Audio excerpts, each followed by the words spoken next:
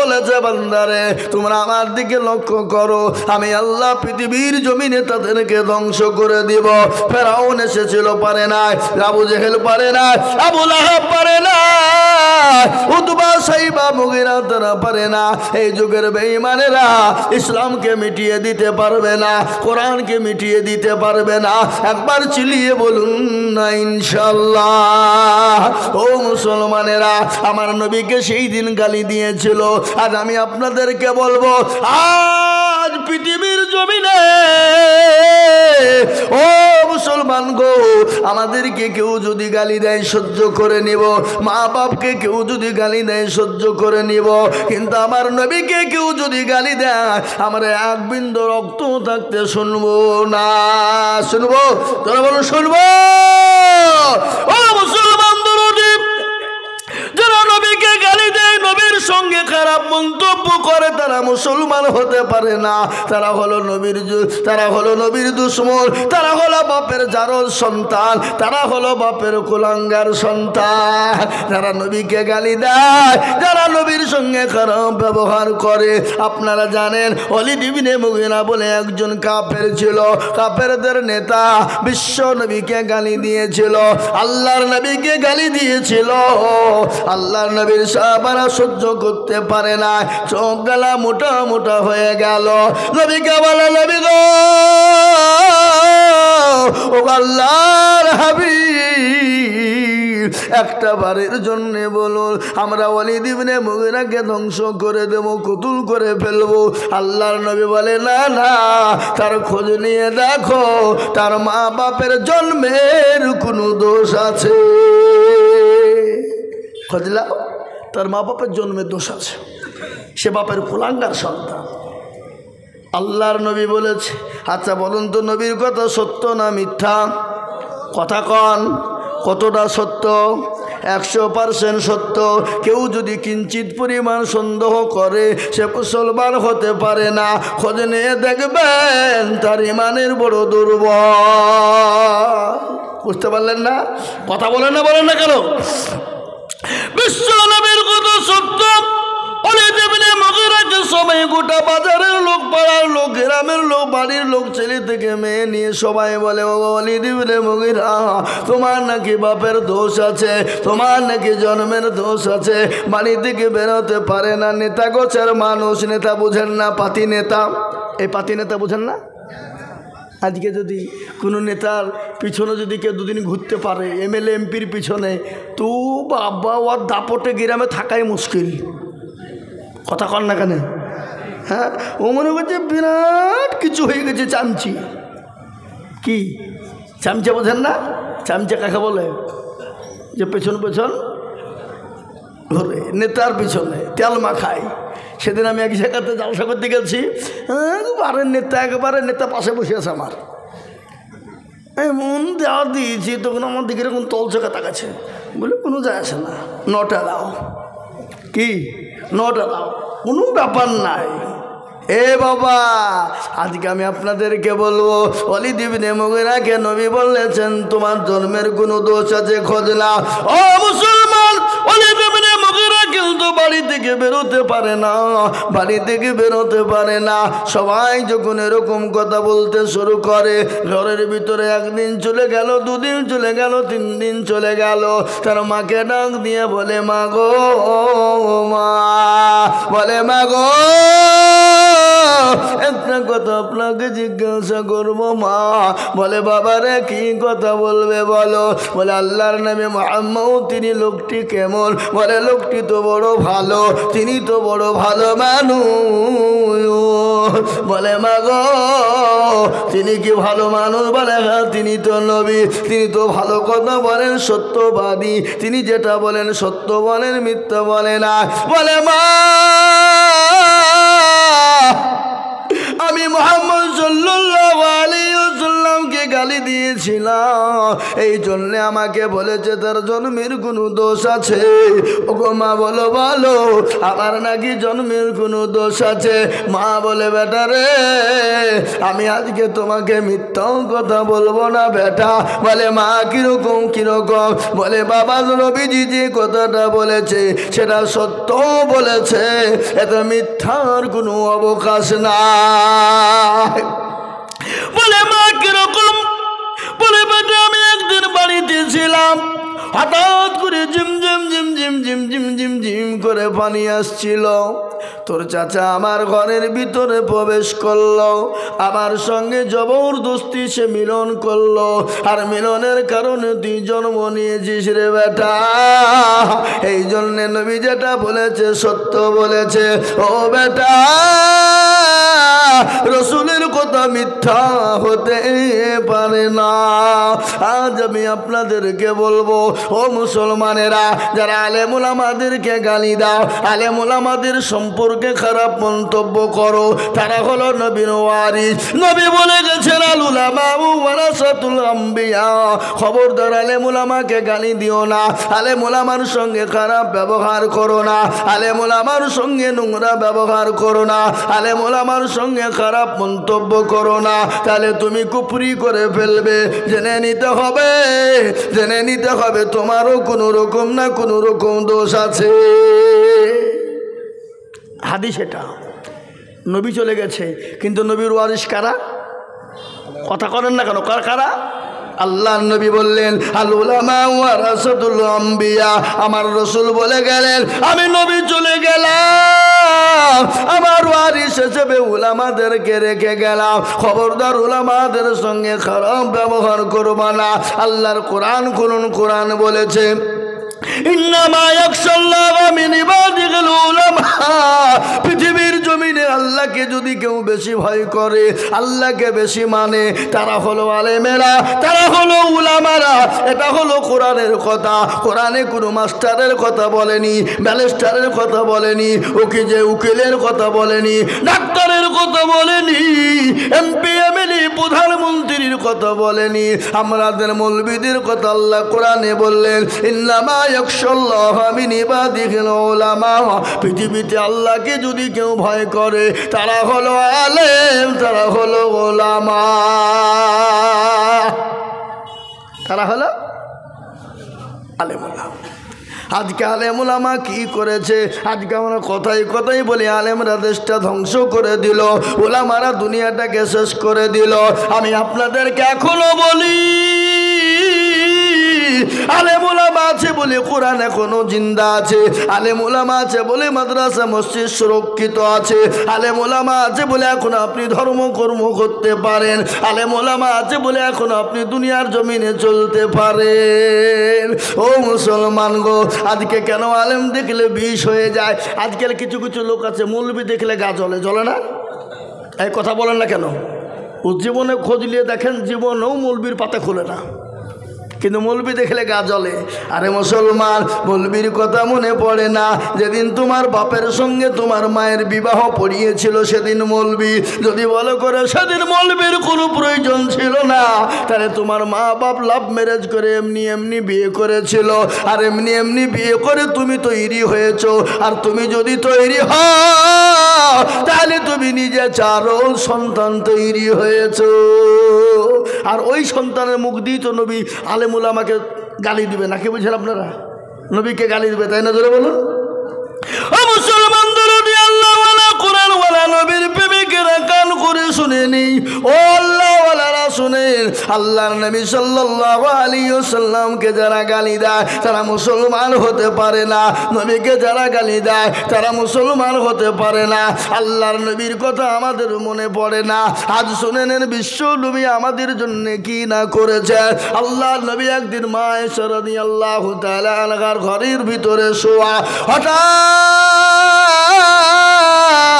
গভীর রজনীতে নবীজি উঠে গেলেন।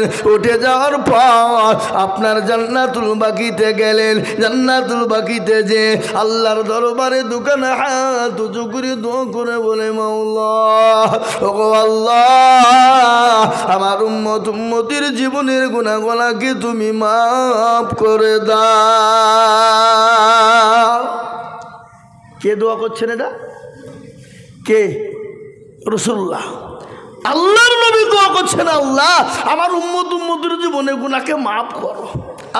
বিশ্ব নবী হাতটা তুলে দোয়া করলেন।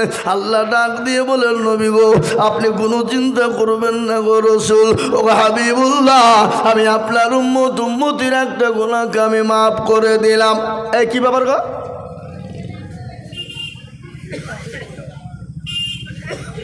একটু বসেন, উঠবেন না ভাইয়ের আমার বাবা জীবনেরা। আল্লাহ নবী আল্লাহকে জানে, আল্লাহ জানিয়ে দিয়ে বলেন, নবী গো আমি আপনার উম্মতির একটা গুনাহকে মাফ করে দিলাম। কিন্তু বিশ্ব নবী দোয়া বন্ধ করলেন না, আবার হাতটা তুলে দোয়া করে বলে, আল্লাহ আমার উম্মতির জীবনের গুনাহকে মাফ করে দাও। ও আল্লাহ আমার উম্মতি জাহান্নাম থেকে বাঁচতে পারবে না, জাহান্নাম বড় কঠিন, কবর বড় কঠিন গো আল্লাহ। আল্লাহ বলে, নবী গো আমি আপনার উম্মতির 2 ভাগ গুনাহকে মাফ করে দিলাম। জোরে বলুন সুবহানাল্লাহ। কিন্তু বিশ্ব নবী দয়ার নবী তিনি দোয়া কিন্তু বন্ধ করলেন না, আবার হাতটা তুলে দিয়ে বলছে, আল্লাহ আমার উম্মতির জীবনের গুনাহগুলোকে তুমি মাফ করো। আল্লাহ বলেন, নবী গো আমি আপনার উম্মতি 4 ভাগ গুনার মধ্যে 3টে গুনাহকে মাফ করে দিলাম। কিন্তু গো নবীজি আমি একটা গুনাহ জীবনেও কোনোদিন মাফ করব না। সব গুনাহ আল্লাহ মাফ করে দিবে, কিন্তু একটা গুনাহকে মাফ করবে না। সেটা কোন গুনাহ? জোরে বলুন না। আমার মনে হয় এই এলাকার লোক শিরিক করে না? করে? এই দেশের লোক শিরিক করে ভাই? কথা কয় না। শিরিক কাকে বলে একটু জানতে হবে। আজকে আমরা আল্লাহ ছাড়া কাউরির কাছে ভালো মন্দর মালিক বানাই, আল্লাহ ছাড়া কাউরির কাছে মাথা নত করি, আল্লাহর কাছে কাউরির কাছে সেজদা করি, আল্লাহ ছাড়া কাউকে আমরা আপনার ভালো মন্দর ভাগ্যের মালিক বলে দিই। এটা হলো শিরিক। আর শিরিক কাকে বলে? যাদের 8-10 বছর বিয়ে হয়েছে, বাচ্চা হয় না, তালতলা বেলতলা গাছতলা মেহেদিতলা হলঘরে লোলডাঙ্গা পেয়ারডাঙ্গা আলা হাদিস হানফি শাফি মালিকি কুষ্টিগিরি ছোট পীর বড় পীর হঠাৎ পীর বালিশ পীর ডাল পীর কানা পীর দাজ্জাল পীর ন্যাংটা পীর খিচুড়ি পীর বাপের জামা গায়ে দিয়া পীর তার দরবারে গিয়ে বলে, মেরে খাজা কদমে এক লড়কা বানা দো। আল্লাহ বলছে, তোকেও ফাটাবো, খাজাকেও ফাটাবো। বুঝতে পারলেন না? এ বাবা সন্তান দেওয়ার মালিক কে? জোরে বলুন কে? রুজির মালিক কে? সম্পদ দেওয়ার মালিক কে? এ মুসলমান দেব। তাই বলে আপনারা মনে করছেন মৌলবি নাকি আলেমের দুশ্মন, মৌলবি নাকি পীরের দুর্নাম করছে। না, আমি পীরের দুর্নাম করিনি। ও মুসলমান, পীর কাকে বলে? পীরকে একটু জেনে নেন। হযরতে খাজা মাইনুদ্দিন চিশতি রহমাতুল্লাহ আলাইহি কত বড় আল্লাহর ওলি জানেন? কত বড় আল্লাহর ওলি। হঠাৎ একদিন ভারতের জমিনে পা রাখলেন, 90 লক্ষ কাফের হাতে হাত দিয়ে মুসলমান হয়ে গেল। মাকে গিয়ে বলে, মা গো আজকে আমি বড় আনন্দিত গো মা। বলে, কেন রে বেটা? বলে, কেন কেন কেন? আজকে আমি বড় খুশি হয়ে গেছি। আজকে ভারতের মাটিতে 90 লক্ষ কাফের আমার হাতে হাত দিয়ে মুসলমান হয়ে গেল। মা বলে, বেটা এটা তোর আনন্দ নয়, এটা আমার আনন্দ রে বেটা। বেটা বলে, মা গো এটা তোমার আনন্দ মানে আমার আনন্দ। ওগো মা জননী শোনে না, ওগো মা তোমার আনন্দ মানে আমার আনন্দ। মা বলে, বেটা রে কেন আমার আনন্দ তুমি জানো? ও বেটা কান করে শোনে না। তুই যে আমার কলিজার সন্তান মাইনুদ্দিন, তুই যখন আমার গর্বে ছিলি রে বেটা, আমি যে তোর মা, আমি কোনোদিন তাহাজ্জুদের নামাজ এক ওয়াক্ত কাজা করি নাই। সুবহানাল্লাহ বলুন। এ বাবা, আমাদের দেশে এরকম কোনো মা আছে যে পেটে সন্তান নিয়ে 5 ওয়াক্ত তো নামাজ তো দূরের কথা, তাহাজ্জুদ তো জীবনেও পড়বে না, এরকম মা আছে? কথা বলেন, কথা বলেন। আমাদের দেশে বাপজি বাচ্চা পেটে আসতে দেরি, ও কিন্তু হুকুম করতে লোককে দেরি নাই। কথা বলেন, ডাক্তার বলেছে খবরদার লড়াচড়া করো না, কেন ক্ষতি হয়ে যাবে, নামাজও পড়া বন্ধ। কিন্তু সারাদিন বসে বসে সিরিয়াল দেখতে কোনো ব্যথা নাই। আপনাদের দেশে সবসময় নামে নাকি আছে? হ্যাঁ, শাশুড়িকে হুকুম, মাকে হুকুম, স্বামীকে হুকুম, ছেলেকে হুকুম, বোনকে হুকুম। নবাব শেরেশ নবাব জাদি হয়ে গেছে, পায়ের ওপর পা তুলে বসে বসে আপনার সিরিয়াল দেখে। ও মুসলমান, কিন্তু আমার নবী বলে গেছে, কোনো মহিলার গর্ভে যখন বাচ্চা এসে যায়, সে জননী জানে বেশি বেশি করে আল্লাহকে ডাকে, বেশি বেশি করে নামাজ পড়ে, বেশি বেশি করে কোরআন হাদিস পড়ে, বেশি বেশি করে আল্লাহকে আল্লাহর জিকির করে, বেশি বেশি তসবিহ পড়বে, বেশি বেশি করে নামাজ পড়বে। আল্লাহ বলেন, ওই নারী আমার আল্লাহ তার দায়িত্ব নিয়ে নিয়ে ওই নারীর বাচ্চা নরমাল আল্লাহ প্রবেশ করে দেবে, তাকে সেজারের কোনো প্রয়োজন কিন্তু হবে না। কিন্তু আমাদের দেশের মারা নামাজই তো পড়ে না। কি বলছেন আপনারা, পড়ে? নামাজ আছে, নামাজ পড়ে না, সিরিয়াল টিভি নিয়ে তারা ব্যস্ত, কাজকর্ম ব্যস্ত। ওগো মা, আমি আপনাদেরকে শোনাবো ইনশাল্লাহ। বসল বিশ্ব বলে মাগো আর কি বলে, বেটা রে তুই যে আমার কলিজার সন্তান, কলিজার টুকরা, ওরে বেটা আমি যে তোকে আমার বুকের স্তনের 2 বছর দুধ পান করিয়েছিলাম, আমি যে তোর মা, আমি কোনোদিন বিনা ওযুতে একদিনও তোকে স্তনের দুধ পান করাই নাই। সুবহানাল্লাহ বলুন। পীর কাকে বলে? পীর তো তিনি। ও মুসলমান, আল্লাহর ওলি কারা? যারা আল্লাহর হুকুমকে মেনে না, আল্লাহর দিনকে মেনে না। আমি পীরের দুর্নাম করিনি। আজকে আমাদের দেশে কিছু ভণ্ড পীর বেরিয়েছে, নামাজ নাই, রোজা নাই, কুল নাই, কলমা নাই, উত্তর দক্ষিণ কিছু নাই। তাদের দরবারে গেলে নামাজ লাগে না, তাদের দরবারে গেলে কোরআন পড়তে হবে না, তাদের দরবারে গেলে আপনার নামাজ রোজার প্রয়োজন হবে না। ও মুসলমান, একটা কথা আমার মনে হয়ে গেল, আমি এর আগেও বলেছি বাবা, বাঁকুড়া জেলা নাম শুনেছেন আপনারা? বাঁকুড়া জেলা সোনামুখী বলে একটা জায়গা আছে বাবা, ওই এলাকায় একটা জায়গাতে এক সাধু বাবা বসে আছে। কি বাবা? সাধু বাবা, যার মাথায় জড়ে দাঁড়িতে চট, গায়ে চলার চট পড়ে বসে আছে রে বা, হাতে এরকম করে মাল নিয়ে ডলে, আর কলকাই ভরে চোখ টান দেয়, আর বলে মদিনা যাব কেমনে, মনে হচ্ছে মদিনা তার বাপের ঘর। চোখগুলা মোটা মোটা হয়, কিসে টান দিছে? গেজাই। হ্যাঁ এ বাবা, গেজাই মারে টান। আরে এমন গান ধরেছে, আইনা বাবা কারি, আইনা বাবা, আইরে বাবা, আইনা কারিগর, আয়না বসায় আছে বাবা কলমের ভিতর। কি বুঝলে? হক আল্লাহ, নামাজ রোজা লাগবে না। হ্যাঁ, এ মুসলমান দরদীপ, ওই সাধু বাবার দরবারে দেখলাম মুসলমানদের ছেলেরা মেয়েরা নামাজ নাই, রোজা নাই, কুল নেই, কলমা নাই, উত্তর দক্ষিণ কিছু নাই। মুসলমানের মেয়েরা গিয়ে দেখছি পুকুরে ডুব দেয়। বলে পুকুরে ডুব দেয় কেন গো? বলে হুজুর গো, যাদের বিয়ে হয়েছে বাচ্চা হয়নি, ওই পুকুরে ডুব দিলে তাদের বাচ্চা হয়ে যাবে। আমি বলছি তাই নাকি? তাহলে একটা কাজ করো, এই বাঁকুড়া ছেলেরা, এই তোমরা পুকুরটা বুঝিয়ে দাও। বলে কেন হুজুর? যদি না বুঝিয়ে দাও, কোনো ভুলবশত যদি বেটা ছেলে ডুব মারে দেয়, তারও তো ছেলে হবে নাকি? বুঝছেন আপনারা? যে ডুব মারবে তার ছেলে হবে, তাহলে বেটা ছেলে ডুব মারলে তার ছেলে হবে না। এই মুসলমানেরা, ধোঁকাবাজেরা, আজকে তারা ধোঁকা দিয়ে মানুষের জীবনের সমস্ত সম্পদ লুট করে নিচ্ছে। আজকে তারা লুটপাট করে খাচ্ছে। নামাজ নাই, রোজা নাই, কুল নাই, কলমা, উত্তর দক্ষিণ কিছু না। কিন্তু আমি আপনাদেরকে পীরের কথা বলেছি, এখনো ভালো পীর বেঁচে আছে, এখনো ভালো পীর আছে।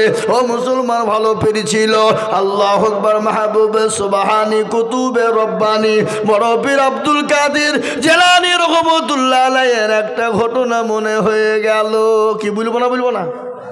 বলবো খাজা মঈনুদ্দিন চিশতি সুবহানাল্লাহ, বড় পীর আব্দুল কাদের জিলানী রহমাতুল্লাহ আলাইহির একটা ঘটনা। তার আব্বা জানের নাম ছিল আবু সালেহ জঙ্গি মুসা রহমাতুল্লাহ আলাইহ। একদিন তিনি খোদার তড়নায় পানি পান করার জন্যে আপনার নীল নদীর ধরে পানি পান করবে বাবা। ইতিমধ্যে একজন খোদার তড়নায় তিনি সহ্য করতে পারেন না, একটা আপেল বেঁচে আসছিল, আপেলটা তিনি তুলে খেয়ে নিয়েছে রে বাবা।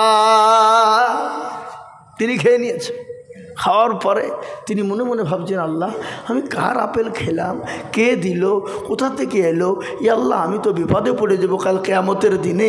আল্লাহ সে যদি আমার কাছে চায় আসামির কাঠগড়ায় দাঁড় করে দেয়, আমার নেকি ভাগ হয়ে যাবে। পানিতে ভেসে আসছিল। কিন্তু আমাদের ভিতরে অনেক নেতা আছে, আমাদের ভিতরে অনেক মোড়ল আছে, আমাদের দেশে অনেক মাতাব্বর আছে, আমাদের দেশে অনেক চাচা আছে, আমাদের দেশে অনেক দাদা আছে। পরের মালকে লুটপাট করে খায়, পরের মালকে চুরি করে খায়, এতিমের মালকে ভক্ষণ করে খায়, এতিমকে না দিয়ে মানুষের মালকে ঠগিয়ে খাই। আছে না নাই? আপনাদের দেশে নাই নাকি? এই দেশ আছে? এ বাবা, গরিবের মালকে লুটপাট করে খায়, মানুষের হককে নষ্ট করে দেয়, হককে নষ্ট করে দেয়। কিন্তু শুনেন, হুকুকুল্লাহর হুকুকুল ইবাদ, এক হলো আল্লাহর হক আর একটা হলো বান্দার হক। কেউ যদি আল্লাহর হককে নষ্ট করে দেয়, আল্লাহ ইচ্ছা করলে ক্ষমা করে দেবে। আর কেউ যদি বান্দার হক নষ্ট করে, আল্লাহ যতক্ষণ পর্যন্ত ক্ষমা না করবে ততক্ষণ পর্যন্ত কেউ আল্লাহ ক্ষমা করবে না। হুকুকুল্লাহ আর হুকুকুল ইবাদ, একটা হলো বান্দার হক। আজকে হুকুকুল ইবাদ, বান্দার হক কোনটা বলে? আপনি জোর করে টাকা ছিনিয়ে নিয়েছেন, জমি লুটপাট করে নিয়েছেন, জমির আলকে ঠেলে খেয়েছেন। আল ঠেলা লোক আপনাদের দেশে আছে না নাই? একে একে আছে, হাত তুলে দেখান দেনি।